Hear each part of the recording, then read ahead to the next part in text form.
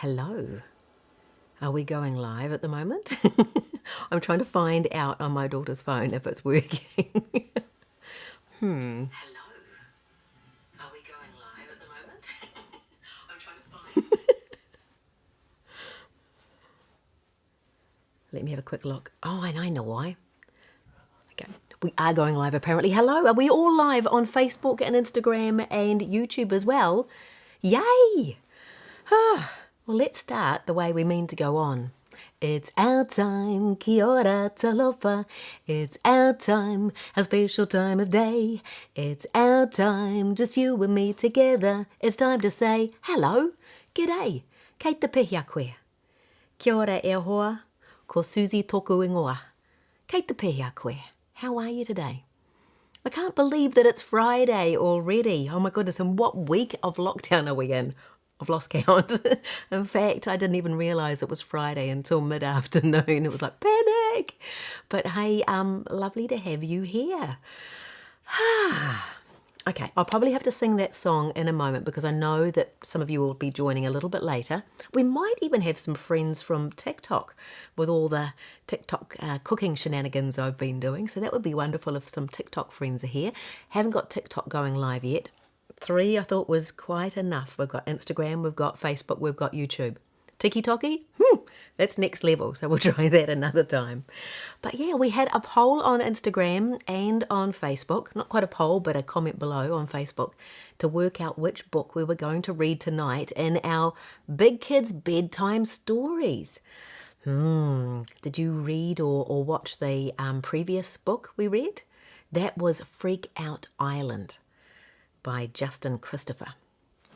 Well, we put up an offer of 2 books. This one here, The Unflinching Ash, and it's by Angela Armstrong, a fantastic Kiwi author, and it is such a good book. And it was very, very close, particularly on Facebook. It was very close between which of these books we were going to read tonight. But we'll read it another night because this is a very good book. The winner was Rainbow Cove, Elastic Island Rainbow Cove by Karen McMillan. Now this is the 3rd in the series and there are 4 books so far. Why are we reading the 3rd book? Well, good question. I'll tell you that in a minute. This is book number 1, Jewel Lagoon. This is book number 2, Port Magaloo.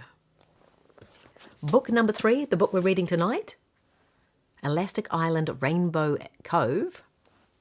And the 4th book, brand spanking new, is Alphabet Resort, all by Karen McMillan. If you want to find out more about Karen, you can find her on Facebook, Karen McMillan Author, or you can find her on her own website, karenm.nz, is it? Let's have a quick look. It is, yep, karenm.co.nz. Okay, so I asked her which of these books we were going to read tonight, and she said go for number 3 or number 2 or number 3, because the scene is already set, and each book stands alone incredibly well by itself, and it's fun, and she thought you'd really enjoy it. So here we go. Elastic Island Adventures, Rainbow Cove. Are you nice and comfy? Are you ready for a story? Well, let's not muck about. Let's begin. We'll start with chapter 1. That's a good place to start, isn't it? Chapter 1. Meeting Lockheed the Lorikeet.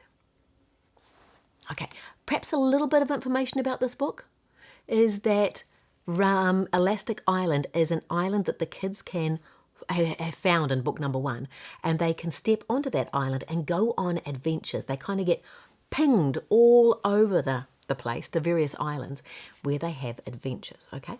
So here we go. Stinky Fish Reef, here we come, says Ethan in a cheery voice as he stepped onto Elastic Island, adjusting the straps of his backpack. The small island with 16 palm trees was something they had discovered recently during the school holidays. An almost magical island that could send them pinging across the ocean to many different destinations. So far, they'd been to Jewel Lagoon and Port Magaloo, both destinations that Ethan felt had been unremarkable except for putting them in grave danger. Ethan, what do you want about? He'd chosen Stinky Fish Reef only because he liked the name, but he was sure this would be a wonderful destination. For once, where they were going was up to him. "Oh, I'm not sure about this," said Emma, following her twin brother onto the island. She clutched her cardigan and smoothed down her pink sundress. "You agreed," said Ethan, sounding whiny while he fiddled with the cuffs of his old-fashioned shirt. He was also wearing long trousers. Okay, so that's a bit of a clue here. That's Ethan, and that is Emma, the twins. Okay. "Yes, we did," sighed Emma. "I think it's a bad idea whether we agreed or not," said Kiri, jumping onto the island after Emma. So that's Kiri there. Jumping onto the island after Emma. "I don't think anything involving stinky fish is a good idea." Me neither. Kiri was wearing a t-shirt and shorts, and she had a backpack with all the provisions for both her and Emma. Towels, swimming togs, food, water, and a book. All you need to know about colour for Emma to read if she wanted to relax. Emma's parents hadn't at all been pleased when she had lost her backpack on their last trip and had refused to buy her a new one. So Kiri had come up with a solution of carrying supplies for them both. Of course, none of the adults knew about these adventures they were having. All the children instinctively knew they wouldn't approve. And keeping this to themselves was made easier by the fact they always arrived back within minutes of the time they had left.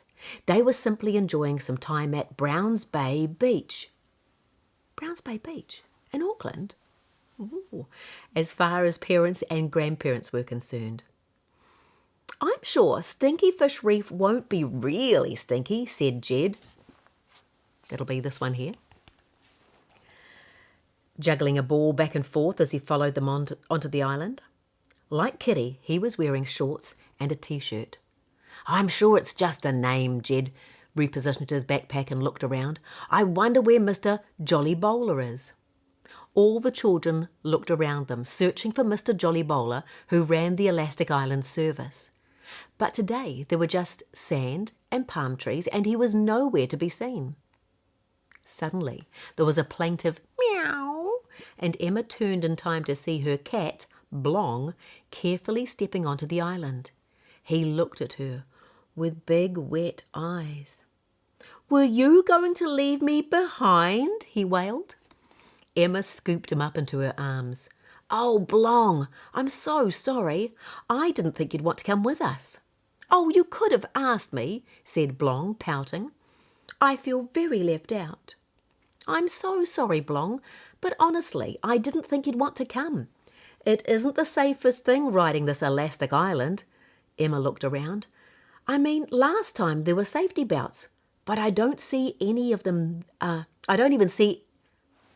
But I see they don't even have those anymore." "But you don't like danger, and you are willing to be here," said Blong, cleverly getting to a key point. "Yes, excellent point," said Kiri, coming to stand by her best friend. "We haven't talked about this, but do you actually want to come on these adventures, Emma? I don't want you to do anything that you don't want to do." Emma sighed and touched the jewel pendant that she wore. It was a gift from the very first island they had visited, and it always helped her calm down. "Look, I realise that I'm not as brave as you all, and I find travelling on Elastic Island scary, but I don't just want to read about things, I want to experience them. I want to go on these adventures with you, even if I don't sometimes like what happens.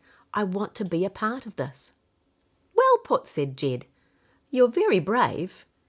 Emma blushed at the compliment and began patting Blong. "Emma is brave," Ethan conceded. "But where is Mr. Jolly Bowler?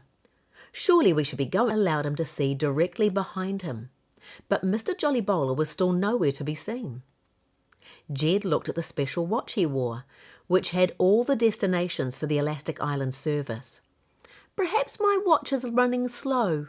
We should really be departing now." "So can I come along?" asked Blong, looking at Emma with big eyes. I really want to be with you and not be left behind. I promise I won't be a nuisance." "Of course you can come," said Emma, giving Blong a big cuddle. "And I hope with all my heart there is no danger this time, just sunshine and good times." Blong smiled, his little face lighting up. "I'm so pleased." He jumped from Emma's arms and began coughing. All of them waited until he had finished. They knew he wasn't coughing up a fur ball. He was a special cat who could create blongograms, special certificates when he wanted to formalise things. Blongogram. "I, Blong, formally accept coming on this adventure to Stinky Fish Reef, and I'm very happy to be included as part of the team. Signed, Blong the cat." And look, you can see it here.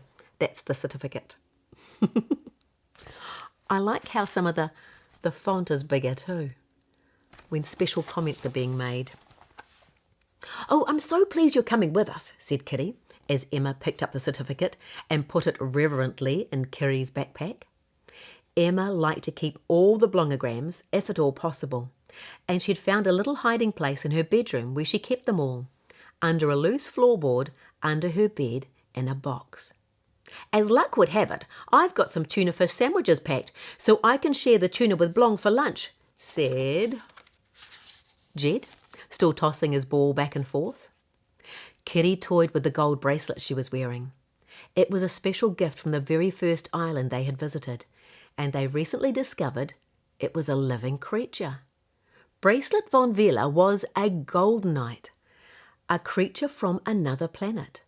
She survived by living on Kitty's arm, and she communicated by the writing on the inside of the bracelet. But she was currently in hibernation, and Kitty had no idea when she would be waking up next. Kitty hoped she would wake up soon, because she created illusions, which had been very handy in the past. "Gosh, I do wonder where Mr. Jolly Bowler is," said Kitty. "Do you think something's gone wrong?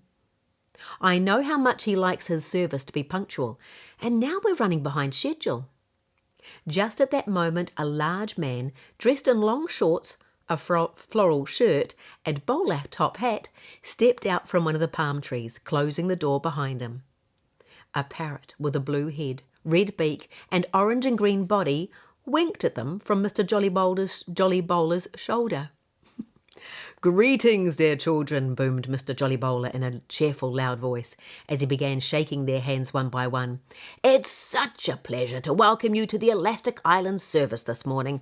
I do apologise for the slight delay. We've just been discussing some innovative changes that we are implementing. Some changes we are very excited about." "What are the changes?" asked Kitty, looking around. "You seem to have got rid of the seatbelts you had last time." "Oh, yes, yes," said Mr. Jolly Bowler, waving his hand dismissively. "They proved to be a waste of money. I can't think of a single passenger who used them in the time we had them." Emma was too polite to interrupt and state the obvious. No one would have used them. They were too big. Mr. Jolly Bowler had clearly ordered seatbelts to fit himself, and he was much larger than the average person.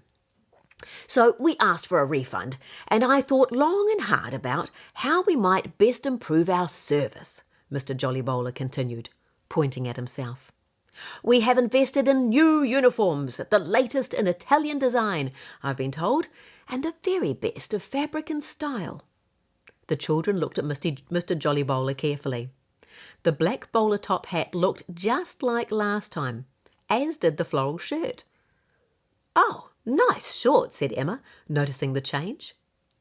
"You are very kind," said Mr. Jolly Bowler, beaming at them. "While I enjoyed the traditional grass skirt of the old Elastic Island uniform, I must admit it was a bit drafty around my nether regions when we were at full speed, so I'm delighted to introduce these designer shorts to the fleet's uniform." And I am too. "Do you have other Elastic Islands?" asked Ethan curiously. "Oh, no, not yet," said Mr. Jolly Bowler, "but I'm sure in the future we'll have more than just this one Elastic Island in operation." "How does an Elastic Island actually work?" said Ethan. "I've been wondering about this for some time. How fast does it go? How is it powered? Where is the control centre?" Mr. Jolly Bowler laughed. You do have a lot of questions, don't you? It's powered by elastic gamma magnet rays, which are so much better than solar power, and it's broken a few speed records, I must confess. And one day, when I have some more time, I will show you the control centre. Elastic Island is sustainable transport at its very best. So that is why I'm also keen to get another Elastic Island going in the future. I've lodged the paperwork with various officials, so it will be just a matter of time before we get approval for more. Of course, the bank is a different story. They're proving to be reluctant to lend me the money to develop further Elastic Islands. In fact, the last bank manager I had on board dared to say that I should be shut down and that our fine service wasn't safe, which is outrageous. I was so offended by the silly man, I confess. I left him on one of the remote islands. I'm sure he will have changed his tune in 6 months' time when we're scheduled to retrieve him. Gosh, said Emma. That sounds a bit harsh. Nah, not at all, mate, said the parrot sitting on Mr. Jollybowler's shoulder, who had been following the conversation with a cheeky look in his eye. That was my idea, to leave him there. Is that a different parrot? Asked Ethan. He does look different from George the parrot from our last trips, said Kitty. Oh yes, allow me to introduce you to Lockheed, said Mr. Jollybowler. He's a rainbow lorikeet from Australia. G'day, mate, said the rainbow lorikeet. You can call me Lucky Lockie if you like. Nice to meet you, Lucky Lockie, said Jed. What happened to George the parrot? Asked Ethan. I had to let him go, said Mr. Jollybowler. You will recall that you had to answer some questions as part of a quiz to pay for your last passage last time. At first his questions were very good, but over the weeks we worked together they got more and more difficult, until it was impossible for anyone to answer them. I begged him to make the test easier, telling him that all these hard questions would put us out of business. But he refused to listen, so I had to fire him. What does he do now? Asked Jed. Oh, he's landed on his feet. Can I say that when he's a bird? Oh, but anyway, he's perfectly happy now. He's a researcher for one of those quiz shows in the UK, and turn too many pages, and they like questions to be as difficult as possible, so they don't have to give any money away. I get the occasional letter from him, and he's in his element. So how do we pay for our passage today? Asked Jed. The first trip Kitty had sung. The second trip that had to do a test. You need to climb a tree, said Lockheed the lorikeet. Jed looked at the closest palm tree. Oh, okay, I can do that. No, you all need to climb a tree, said Lockheed, looking at each of them in turn and sounding smug. Oh, said Emma, looking at the palm trees, which seemed to be impossibly tall. I don't think I can do that. How high do we have to climb? Demanded Ethan. So you can reach one of the palm leaves, said Mr. Jollybowler. It's not that far to climb. Well, let me try, said Jed, taking off his backpack and handing his ball to Ethan. Should be easy. Jed began nimbly climbing up the tree, and in no time he was touching the end of a palm leaf. He slithered back down the trunk to the ground. It's easy, he said. Blong did a little jig and raced up the tree trunk like greased lightning. He tapped a palm leaf with his paw and then slid down the tree to stand in front of Emma, a little proudly. Oh, nicely done, said Emma, and Blong puffed out his chest. I'll go next, said Ethan, putting his backpack next to Jed's. He wasn't nearly as athletic as Jed, but slowly inched up the trunk, huffing and puffing with the effort. Go, Ethan, said Emma supportively. Ethan was reaching out to touch the end of the palm leaf when suddenly the tree grew inches taller and the leaf was out of reach. Hey, what just happened? Said Kitty. That's not right. Emma suddenly noticed that Lockie was holding a small remote. Look at Lockie, she said to Kitty. What's that remote? Demanded Kitty.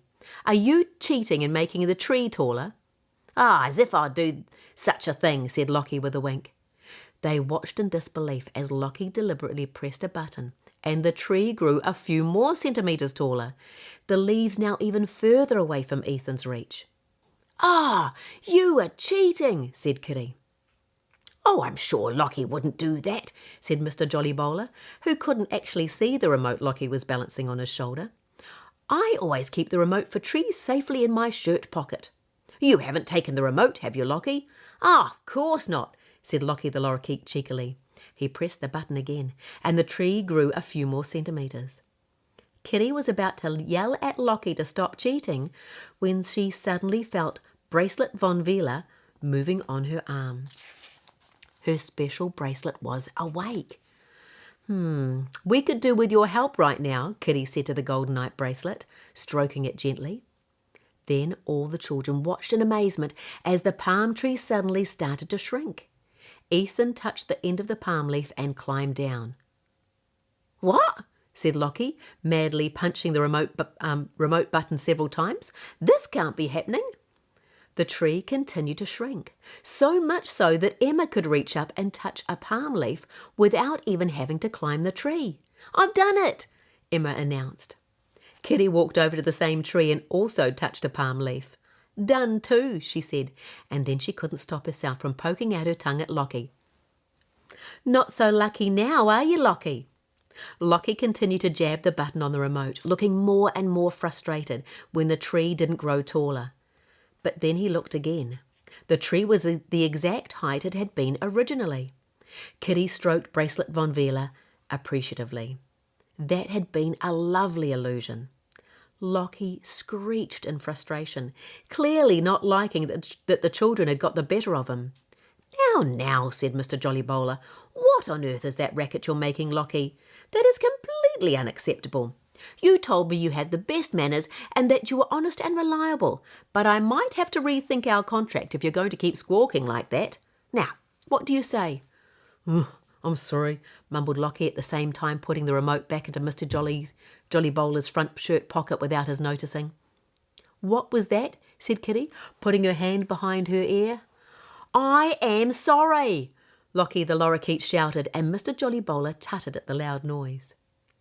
Sorry, there's no time today to have any snacks or drinks before we departed, said Mr. Jolly Bowler. Unfortunately, we're running behind schedule, so today you have two choices of destination, Stinky Fish Reef or...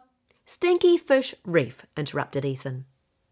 OK then, hang on to a palm tree, children, and cat, said Mr. Jolly Bowler. The sand under their feet began to ripple.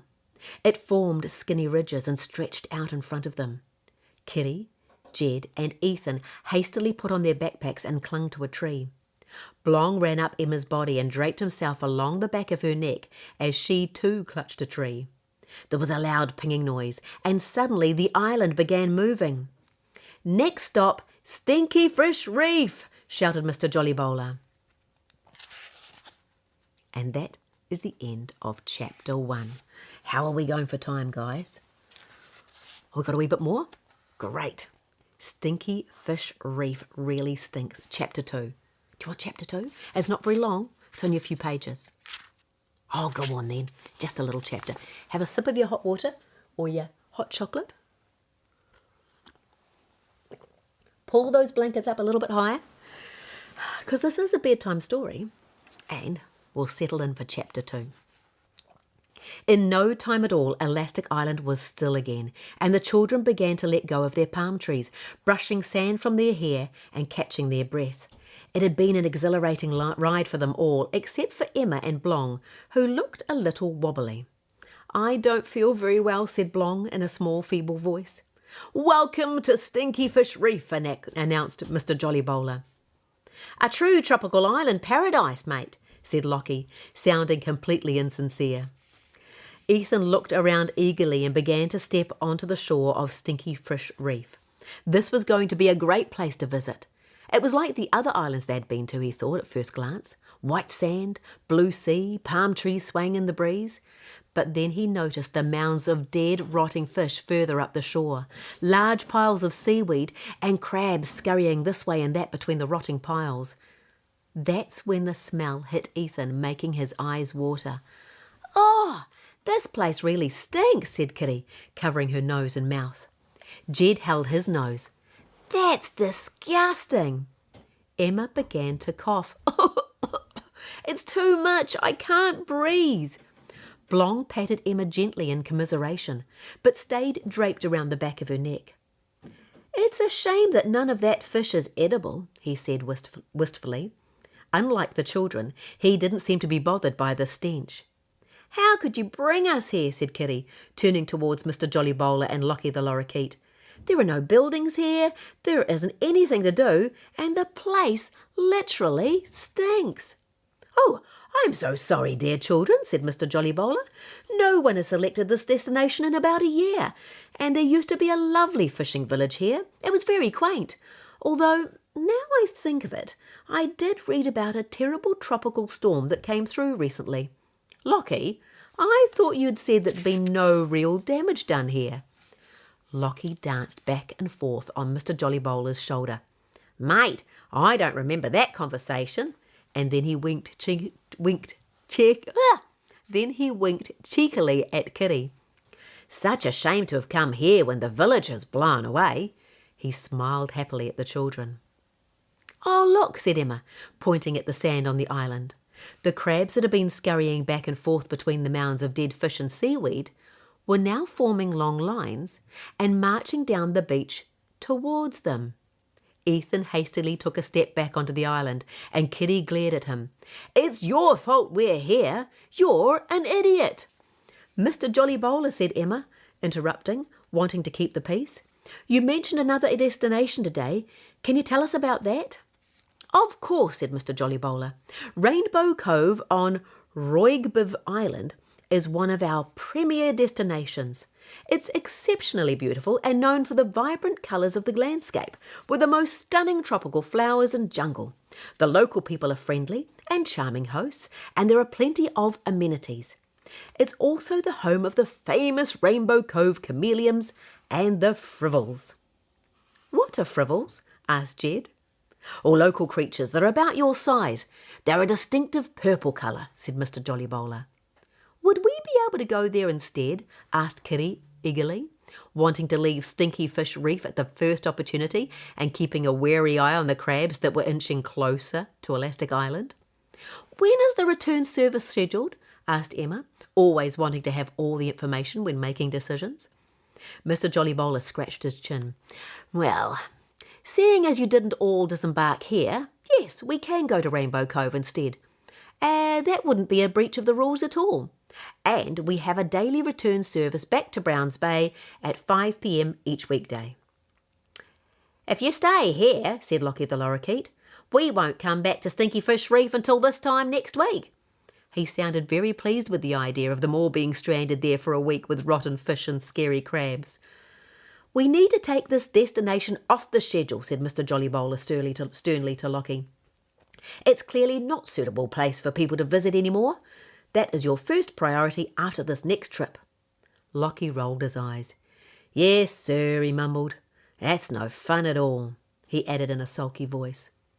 "Let's not stay here. Let's go to Rainbow Cove," said Jed. He glanced at Ethan. "If that's okay with you, of course." "Okay," Ethan sighed. "Let's go to Rainbow Cove." "It's much better than Stinky Fish Reef," said Kiri. "Isn't it, Ethan?" Ethan didn't reply, but adjusted his backpack straps. "Isn't it, Ethan?" Kiri repeated in a louder voice. "Oh, all right then," said Ethan. "Yes, it is better. Happy now?" They were interrupted by the sand beginning to ripple under their feet, and they once again clung to the palm tree each. The island began to stretch out in front of them. There was a loud pinging sound, and the island began to move. Blong made a little high-pitched squeak as he clung to Emma. "Next stop, Rainbow Cove!" shouted Mr. Jolly Bowler as the island catapulted across the ocean. And that's where we'll leave them, on their way to Rainbow Cove. Yes, I know, because it says arriving at Rainbow Cove for Chapter 3. Good book, isn't it? Great story. A wonderful adventure. Oh, and look what I found in the beginning. A map. Can you see that clearly? Hopefully you can. I'll find out what else is happening in the book, and I will share that with you and a little bit more of the story tomorrow night. 8 o'clock tomorrow night, guys? What do you think? Well, let me quickly see here if we've got anybody saying hello. Have any of you said hello this evening? I'll have a quick look and see. What have we got going on here? On Facebook. Can't see that one. And on YouTube. Oh, here we go. Charles is here. Hello. We've got Emil. Is it Emil and Cody? Hi, Cody. Hi, Emil. You're loving the book? Great to hear. Awesome. Hello, Vernon. Who else is here? Oh, the page is scrolling, not the little text box. Okay. Hey, look, well, we'll make that do for night. And hopefully we'll catch you here tomorrow night at 8 o'clock. Now, if you came in late and you want to recheck it out, have a look on YouTube. I'll save it there for tonight and we'll do the same tomorrow night. In fact, with all the other chapters. Remember, there are 4 books in the series so far. And if you want to find out more about the books and also the author, visit karenm.co.nz. Also find Karen McMillan Author on Facebook. And you'll find out where you can get the book. I'm sure if you ordered it, you'd be able to get it overnight delivery or something like that. Or contactless, of course. Hey, and we'll see you here tomorrow night. Thanks for joining me. Hopefully this week of lockdown has been okay for you all. And you're going to have a nice, relaxed evening. Oh, how about we do that breathing thing? Take a big, deep breath. Oh. Snuggle down. Pull the blankets up under your nose. See you later. It's time to say goodbye. Goodbye, my friend. See you later.